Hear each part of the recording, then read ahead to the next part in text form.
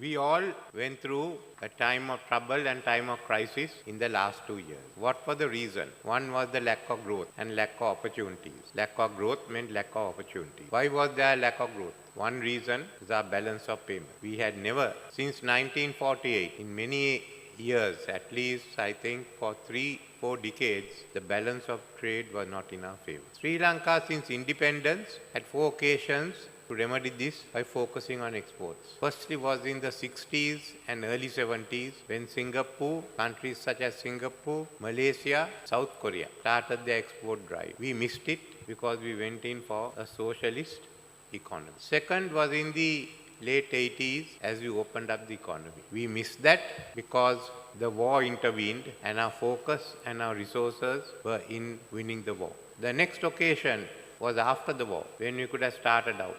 But we focus on non-tradable goods. Coming to the situation we face today. In the meantime, we were overtaken by Singapore, Malaysia, by Indonesia, by Vietnam, by Thailand, amongst others. This is, I think, the last chance. After the last crisis, you can see the number of people, young people have left this country. If there's exodus at this rate and it continues for a decade or so, people will look at Sri Lanka only as the village home to return to, ever planned on returning. Second and the third generation will not come here. We have to turn the country around. As the State Minister Dilum said, this is the challenge which we all face. If you are going to turn this country around, there are 2 issues we have to address economically. Firstly, is the budget deficit, and secondly, is the balance of trade. Now, these impact on each other immediately, as we mentioned. Once we focus on the budget deficit, it means we have to increase our taxes. Under the agreement with the IMF, and I think it's a good one, we cannot print money and we can't borrow from outside. This is the first budget in which we are not borrowed money. How do we do it? You paid for it. How do you pay for it? We have to increase that. As a result, we are criticized by all and it's had its impact. At the moment adverse, but in time to come, it will be beneficial. So this is the way that one reacts on the other. The situation certainly will turn for the better. Now it's easier said than done. We could have done it at a stage in the early 70s or the late 80s when we could easily have dominated the market for investments, for export-oriented industries. Today everyone is in that game. China is the factory of the world. Vietnam is attracting attention next to China. Thailand, Malaysia, you name it. So it's in this background that we do this export drive. There are many areas which we have thought of and you would get to know. But firstly, if you are to get into an export drive, we have to ensure that the medium industries which form a vital part and the small industries which form a vital part of the supply chain are functioning. Many of these industries were affected by the COVID and the economic crisis. Many of them are struggling. Some have already disappeared. This is why in the government has made money available to the small and medium industry. This budget has for the first time made money available for the small and medium industries. Their banks will be told to focus on industries which have been affected by the twin crises and to ensure that those that can be viable are helped first. It's on this condition that the money is available because your supply chain cannot be broken.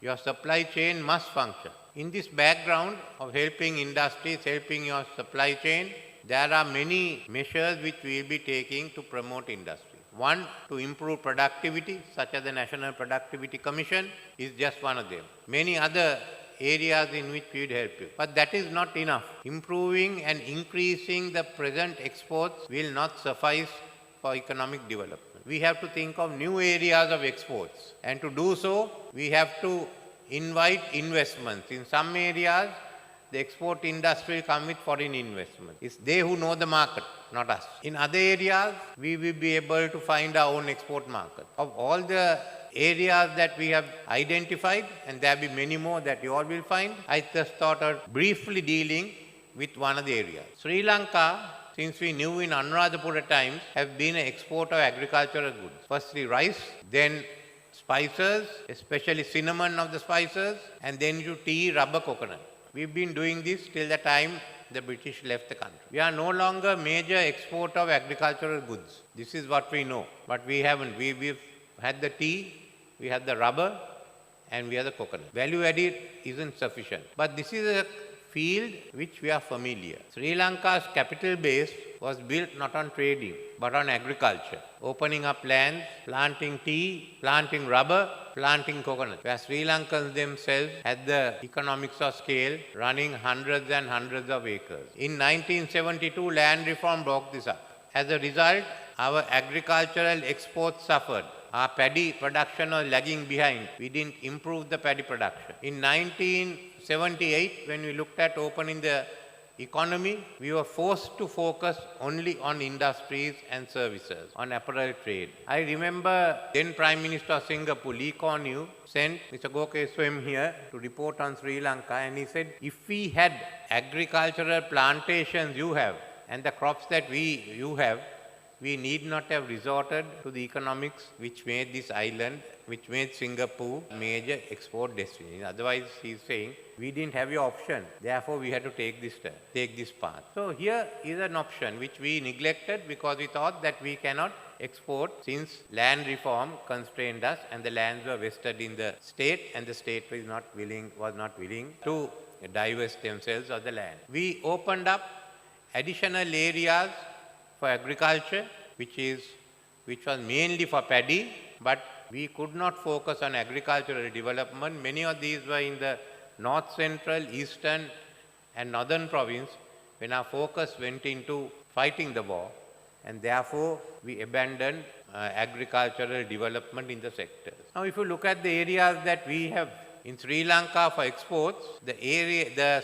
field in which we are very familiar is agriculture. So we thought, let's get back to agriculture. And how do we get back to agriculture? How do we engage in exporting and building up a export agriculture? After all, we are smallholders. No, smallholders can do it, firstly. Smallholders can do it by increasing productivity and going into agrotechnology. So we have to make the finances available for many of you who have 10, 15 acres to get into the new agricultural technology. What you require is not vast extent of land, but a fair extent of capital. That's what we have to make available for those who are interested. Secondly, in regard to local production, we have the agricultural modernization program, which seeks to improve productivity in agriculture, to modernize the village agriculture, the local agriculture, and to increase the output. Now that is a way for those who are planning to have contract farming. We will ensure together with the investors that the farming reaches its maximum productivity. So that is the second stage. To ensure that farmers take an interest, we have about 1.5 to 2 million acres of land, mainly in paddy, which has been given out according to the Land Development Ordinance in permits. We are given land development permits. They possess the land, they can enjoy the land, but they can't own the land. So what are we going to do? The government has decided that we will give all of them freehold grants. This is your land and develop it further. That's another incentive. As far as the extension services are concerned, both government and private sector will be encouraged to provide the extension services. But we go beyond this. We have to find more land. So firstly, the two large areas of the Mahavali scheme which are not developed due to the war will be taken over for agricultural development. System A, which is close to Trincomalee,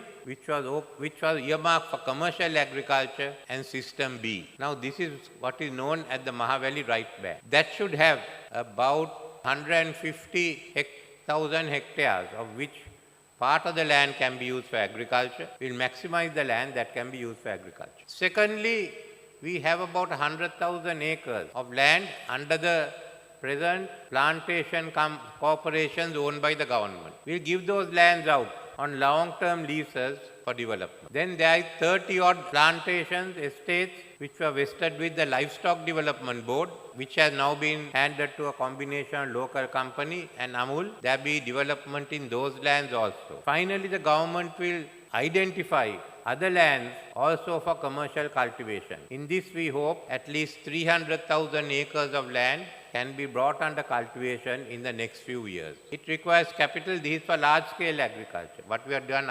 outside that is for small-scale agriculture. This is for large-scale agriculture. So that Sri Lankans with their firms or together as joint ventures can certainly open out these lands, develop these lands and get food crops again for exports.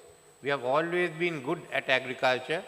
There is no reason why we should abandon it, because we can now find the land for you all to be engaged in agriculture. So I thought I'd mention to you this one sector of agriculture which we will be pursuing, and we hope that there be a number of Sri Lankans who will be more than willing to get engaged in agriculture. So it is a small scale farmer having 10-15 acres and engaging in the modern agriculture. That's the second one. Or you want to be a large scale farmer. We'll also review the performance of the regional plantation companies. We are not satisfied with the performance of some of the companies. Others have done well. And we will, as far as the plantation are concerned, tea and rubber, the pattern of labor will change from plantation labor to contract farming. So that's the other one. And finally, we will certainly restructure and modernize the existing agricultural research institutes to form Agrotechnology University of Sri Lanka. So that will be support the extension services. So this is the plan for agriculture. I thought I'll mention to you. All of us have something to do with agriculture, and I hope many of this in the room, a larger number outside in exports, and even a larger number who are not exporting,